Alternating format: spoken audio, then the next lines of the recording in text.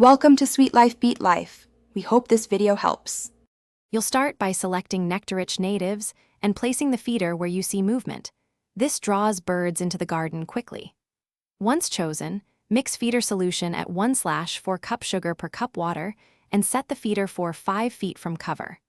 Plant in a well-draining bed, amended with 1/2 compost to support blooms. Make sure to avoid pesticides so you don't harm insects the birds rely on. These first steps establish food and shelter together to attract hummingbirds fast. Once feeders and initial plantings are set, plan for continuous bloom by staggering early, mid, and late season flowers so nectar is always available.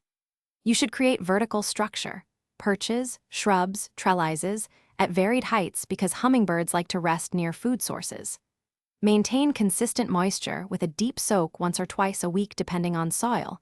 Make sure to mist on very hot days to increase humidity. Also rotate feeder locations occasionally to encourage exploration and finish by establishing maintenance habits.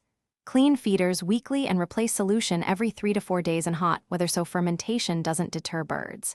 If visits drop, inspect blooms, feeder cleanliness, and look for predators or competing feeders nearby. Solve the simplest issues first.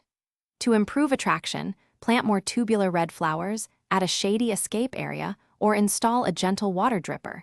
These changes give food, safety, and visual cues. If problems persist, try moving a feeder a few feet and observe changes.